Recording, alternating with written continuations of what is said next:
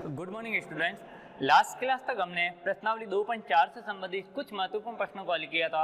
आज की क्लास में हम प्रश्नावली 2.5 और 2.6 से संबंधित कुछ अन्य महत्वपूर्ण प्रश्नों को हल करेंगे। तो चलिए शुरू करते हैं।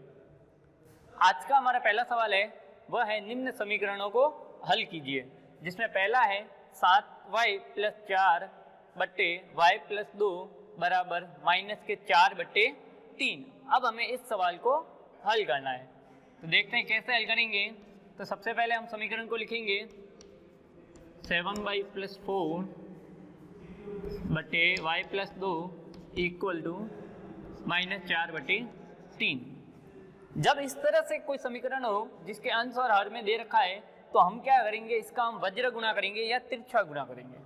अर्थात यह जो अंश है इसका गुणा करेंगे हम इसके हर से, और यह जो हर है उसका गुणा करेंगे इसके अंश से। इसे हम कहते हैं वज्र गुणा या तिर्यक गुणा।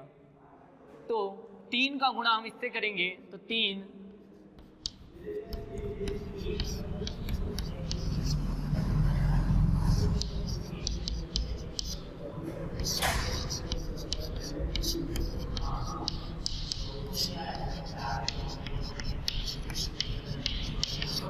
वज्र गुणा या तिर्यक गुणा कह सकते हैं। इस 3 का गुणा 7y + 4 दोनों से होगा। इसी प्रकार -4 का गुणा y + 2 दोनों से होगा।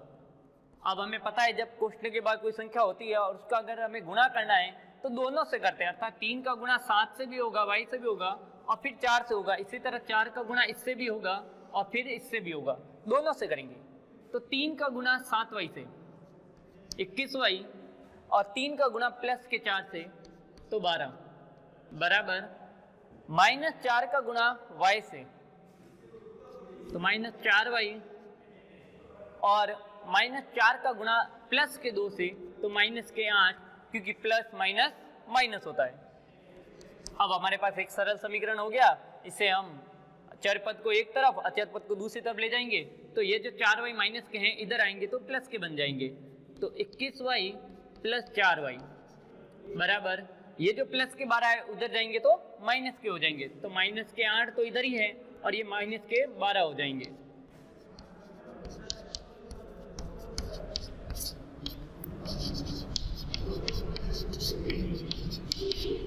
पक्षांतरण कर दिया। अब इसको थोड़ा हम सरल कर लें, तो 21y और 4y मिलके हो जाएंगे 25y और -8 और -12 मिलके हो जाएंगे -20। अब हम देखते हैं y अकेला नहीं है, y के साथ ये 25 है, तो अब हमें इसका पक्षांतरण करना है और यह इसके गुणा में है तो उधर जाएगा तो भाग में बदल जाएगा। तो y बराबर -20/25।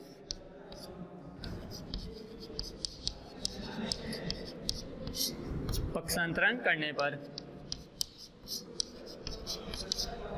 अब हम देखें तो y बराबर ये जो 20/25 है या 5 के पहाड़ इसे कट सकता है, तो ये हो जाएगा -4/5।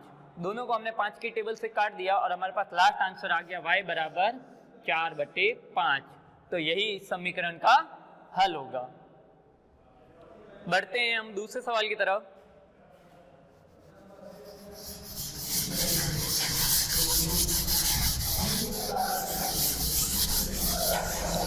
इसी तरह का हमारे पास एक और दूसरा सवाल है, बी पॉइंट। वह है 15y - 4 - 2 y - 6 और +5 y + 6 बराबर 0। ये हमारे पास दूसरा है कि 15 कोष्टक में y - 2 y - 4 -2 y - 6 +5 और y + 6, इसका हमें सरल करना है। तो वही तरीका, अब वहाँ बराबर में शून्य है, ठीक है। और अब हम क्या करेंगे, कोष्टक के बाद जो संख्या है उसका कोष्टक के अंदर जो भी संख्या है उन दोनों से गुणा करेंगे। अर्थात 15 का गुणा y और -4 से, -2 का गुणा y और -6 से और 5 का गुणा y और +6 से, तीनों से हम इसका गुणा करेंगे। तो 15 का y से 15y और 15 का -4 से माइनस के साथ, क्योंकि प्लस और माइनस माइनस होता है। -2 का y से तो -2y और -2 का -6 से तो माइनस माइनस प्लस होता है और ये हो जाएंगे +12। इसी तरह +5 का y से +5y और +5 का 6 से तो +30 बराबर में 0। अब हम y को एक साथ लिख लेते हैं और अचर पद को एक साथ, तो 15y और ये माइनस के 2y और ये प्लस के 5y। ये जो y वाले पद हैं उन तीनों को हम पास में ले आए, और जो अचर पद है माइनस के 60 प्लस के 12 और प्लस के 30 बराबर 0। अब हम देखें 15y में से 2y चले जाएंगे 13y, और 13 में हम 5 जोड़ देंगे, अर्थात इन तीनों का आंसर आ जाएगा 18y। वापस समझिए, 15y और 5y 20y, 20y में से 2 चले जाएंगे तो माइनस के 2y। इसी प्रकार ये माइनस के 60 और ये दोनों जुड़ के हो जाएंगे प्लस के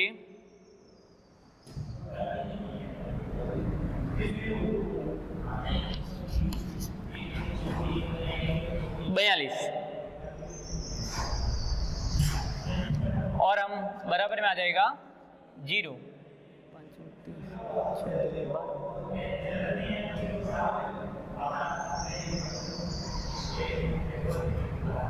ठीक है, अब हम देखें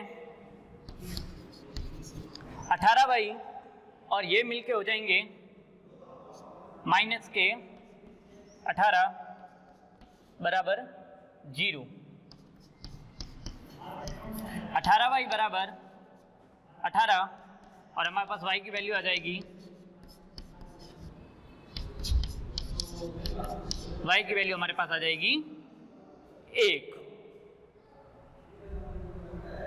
बढ़ते हैं हम अगले सवाल की तरफ।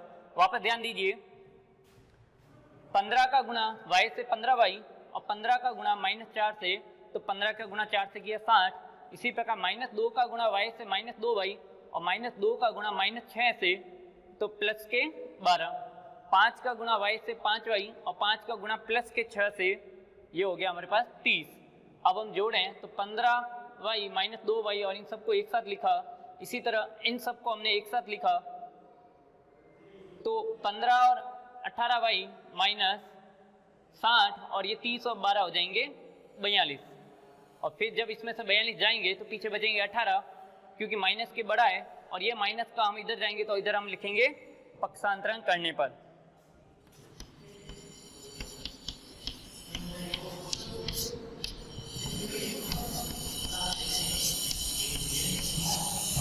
और फिर हमारे पास y की वैल्यू आ जाएगी 1।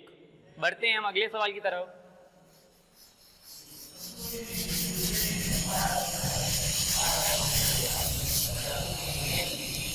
हमारा तीसरा सवाल है x/2 - 1/5 बराबर x/3 और प्लस का 1/4। इस सवाल को यदि हम देखें तो यहाँ हम क्या करेंगे, यह भिन्न के रूप में है, तो पहले हम चर पद को एक तरफ और अचर पद को दूसरी तरफ लेके जाते हैं। तो x/2 यह इधर प्लस का है, इधर आएगा तो माइनस का हो जाएगा x/3, और यह जो 1/4 उधर ही रहेगा, और ये जो माइनस का है उधर जाएगा तो प्लस का हो जाएगा। पक्षांतरण करने पर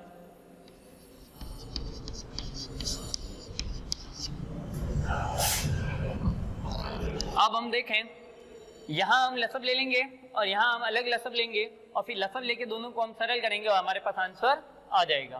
तो 2 और 3 का लसब होता है 6, 6 में 2 का भाग 3 बार, और 3 का x से गुणा 3x, माइनस है तो माइनस, 6 में 3 का भाग 2 बार और 2 का x से गुणा 2x बराबर। इसी तरह यहाँ भी हम लसब ले लेंगे, तो 5 और 4 का लसब आ जाएगा 20, 20 में 4 का भाग 5 बार और 5 का ऊपर 1 से गुणा, उसी प्रकार 20 में 5 का भाग 4 बार और 4 का ऊपर से गुणा। अब हम थोड़ा सरल करें तो 3x में से 2x चले जाएंगे तो पीछे बचेंगे x/6 बराबर, यहाँ हम इनको जोड़ देते हैं तो 9/20। अब जब हमारे पास इस रूप में आता है तो हमने लास्ट क्वेश्चन में सीखा कि हम क्या करेंगे, वज्र गुणा या तिर्यक गुणा। तो x का 20 से गुणा, x का 20 से गुणा करेंगे तो 20x बराबर, और इसका हम इससे गुणा करेंगे तो 54।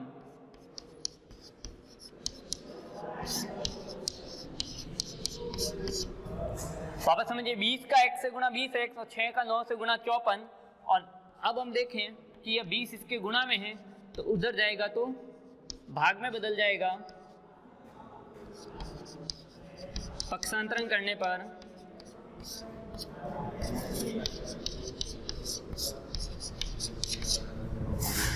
और अब हम ये देखें तो x बराबर, इन दोनों को हम 2 के पहाड़े से काट लेते हैं, तो ऊपर आ जाएगा 27 और नीचे आ जाएगा 10।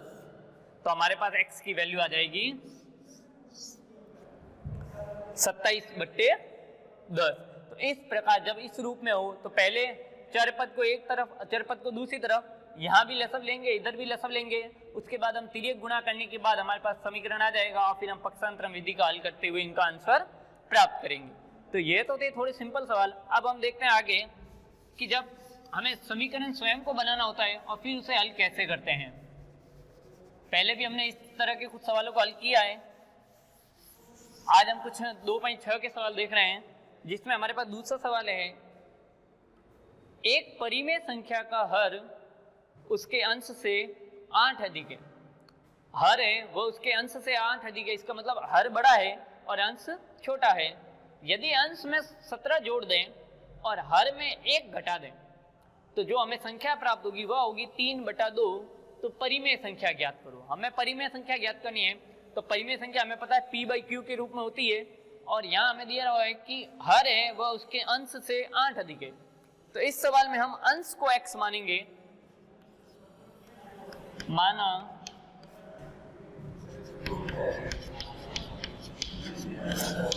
परिमेय संख्या का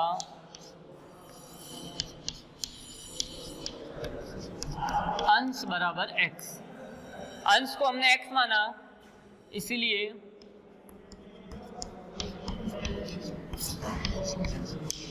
परिमेय संख्या का हर बराबर हो जाएगा x + 8। x + 8 कैसे? क्योंकि दिया हुआ है कि उसका जो हर है वह अंश से 8 अधिक है। अंश से कितना अधिक है? 8। इसीलिए हमने अंश को x माना था, तो उसके अंदर हमने 8 जोड़ दिए। अब हम लिखेंगे प्रश्नानुसार और हमारा समीकरण प्राप्त करेंगे। प्रश्नानुसार, प्रश्न कहता है कि अंश में 17 जोड़ दो। तो अंश कितना है? अंश है x, इसमें 17 जोड़ दो, तो x + 17। और फिर बोलता है कि हर में 1 घटा दो। हर कितना है? x + 8, उसमें से 1 घटा दो, तो संख्या 3/2 बन जाती है। तो हमें जो प्राप्त होता है वह हम बराबर की राइट हैंड साइड में रखते हैं। तो अब हम देखें कि हमारे पास समीकरण प्राप्त हो गया है, इसको हम सरल करेंगे और x की वैल्यू प्राप्त करेंगे। उसके बाद हम इसके अंदर अंश और हर का वैल्यू निकाल देंगे। तो पहले हम इसको थोड़ा सरल कर लेते हैं। तो x + 17 बट्टे में x + 7 हो जाएगा, क्योंकि 8 में से 1 चला जाएगा 7 बराबर 3/2। अब हम वही करेंगे, वज्र गुणा, इसका इससे और इसका इससे हम वज्र गुणा करेंगे। तो जब 3 का गुणा करेंगे तो x + 7 से, और 2 का गुणा करेंगे x + 17 से।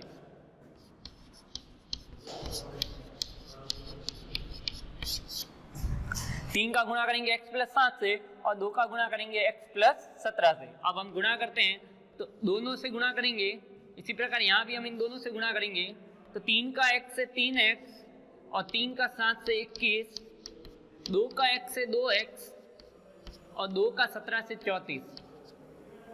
अब हम पक्षांतर विधि अपनाते हैं। तो 3x, ये 2x प्लस का है, इधर आएगा तो माइनस का हो जाएगा, और यह जो 34 प्लस के हैं और ये 21 उधर जाएंगे तो माइनस के हो जाएंगे।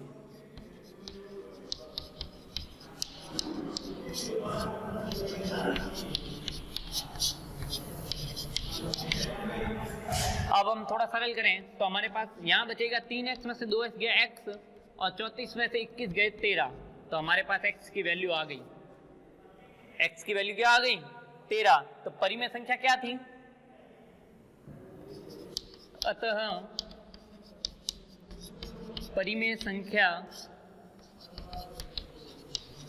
हमारे पास परिमेय संख्या क्या थी? x/x + 8। क्योंकि परिमेय संख्या क्या होगी? अंश बटे हर। अंश हमारा x था और हर हमारा x + 8 था। अब इसके अंदर हम x की वैल्यू 13 रखेंगे, तो 13/8 13 + 8 बराबर 13/21। तो हमारा आंसर आ जाएगा 13/21। अब यदि हम चेक करना चाहें तो अंश में हम 17 जोड़ दें, यह हमारा आंसर है। 13/21 हमारा आंसर होगा।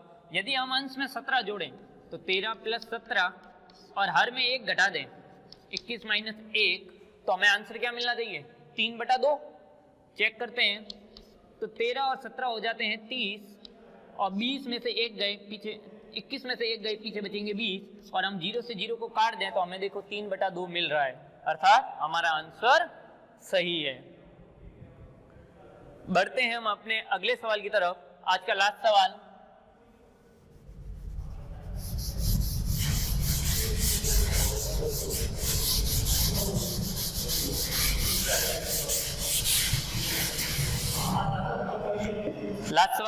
ध्यान से समझेंगे।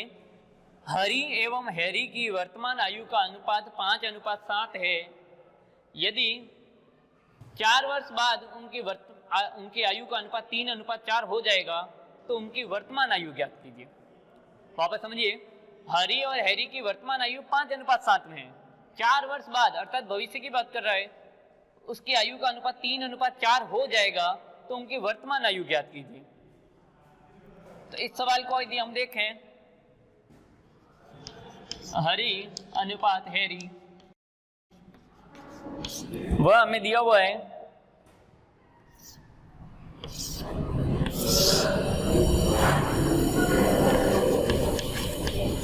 वर्तमान आयु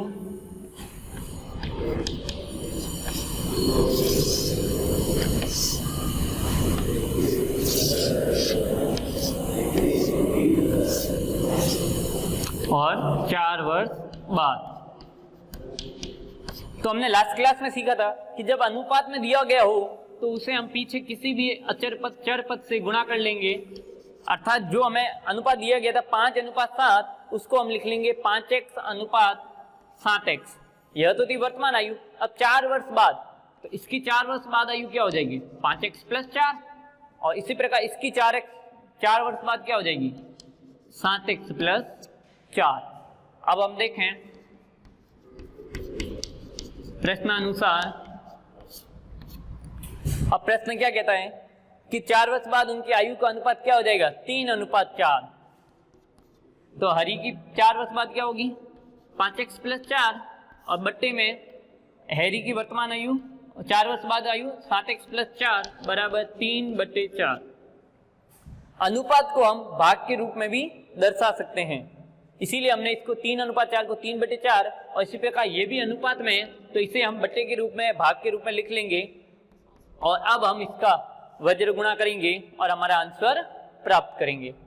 तो इसका हम इससे गुणा करेंगे और इसका हम इससे गुणा, वज्र गुणा, तो 3 का गुणा करेंगे 7x + 4 से, इसी प्रकार 4 का गुणा करेंगे 5x + 4 से।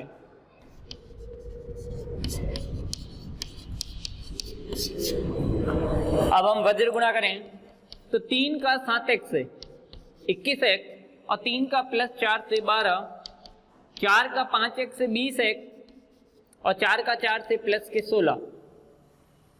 अब हम पक्षांतरण करते हैं तो चर पद को इधर ले आते हैं तो 21x, ये प्लस का 20 है, इधर आएगा तो माइनस का 20x हो जाएगा और 16 तो वहीं रहेंगे और ये जो प्लस के 12 है उधर आएंगे तो माइनस के 12 हो जाएंगे। अब हम देखते हैं 21x में से 20x गए x और 16 में से 12 गए 4, तो हमारे पास x की वैल्यू आ गई 4। x की वैल्यू कितनी आ गई? 4। अब हम x की वैल्यू यहाँ रखेंगे, x बराबर 4 है, उसको हम इसके अंदर रखेंगे तो हरी की वर्तमान आयु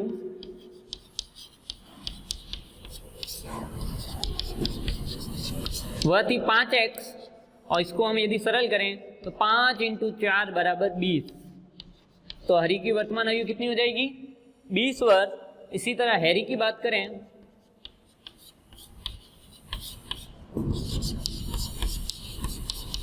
तो हैरी की वर्तमान आयु हो जाएगी, वह थी 7x, अर्थात 7 × 4 बराबर 28 वर्ष।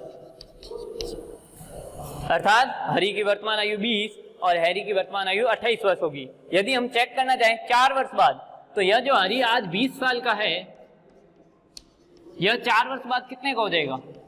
24 का। इसी प्रकार जो हैरी, उसकी वर्तमान आयु हमारा आंसर आया 28, यह भी 4 साल बाद कितने का हो जाएगा? 32 का। तो अब यदि हम इनका अनुपात निकालें तो अनुपात होता है 24:32, और यदि इसे हम 8 के पहाड़े से काट लें तो 3:4, और यही हमें सवाल में दिया हुआ था कि 3:4 हो जाता है। तो इस प्रकार देखते हैं कि हमारा आंसर सही होता है। आज की क्लास में हमने अध्याय 2 से संबंधित सभी महत्वपूर्ण प्रश्नों को हल किया। नेक्स्ट क्लास में हम एक नए अध्याय की तरफ आगे बढ़ेंगे। धन्यवाद।